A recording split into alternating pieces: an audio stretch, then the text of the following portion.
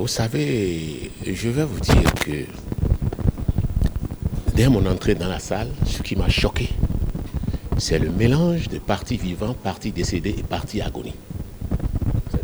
Vous savez qu'il y a beaucoup de partis qui ont signé leurs actes de décès et qui ont dit « nous n'existons plus » avec des organes habilités pour dire « nous adhérons à d'autres ». Je suis choqué de vivre parmi des cadavres. C'est ma première préoccupation.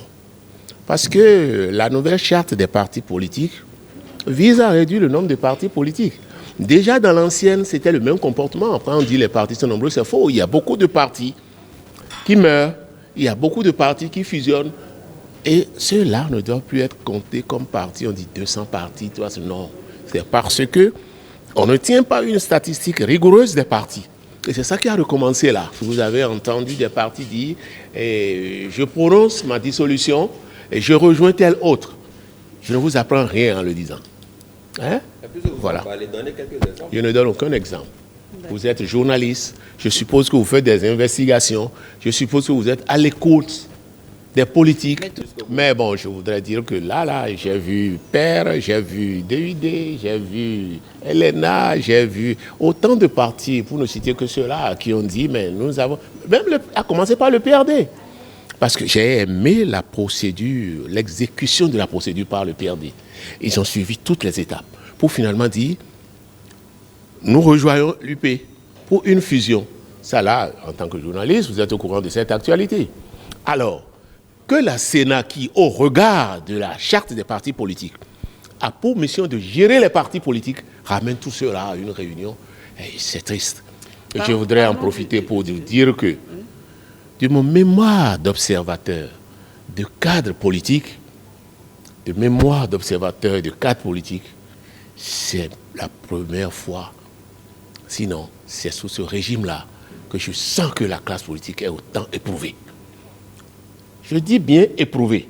Vous savez, le médiateur de la République nous avait appelés. C'est le même terme aujourd'hui. Élection apaisée. On nous avait appelés pour nous dire, bon, on a fait tout ça là, un balai, tout ça jusqu'à grand propos. Aucun résultat à ce jour. Et curieusement, c'est le même médiateur qui nous envoie encore des invitations pour dire, bon, on n'a qu'à venir, on va parler à un mois du dépôt des dossiers. Moi, j'ai dit, je n'y réponds pas. Très bien. Je ne fais pas du folklore. D'accord. Voilà. D'accord.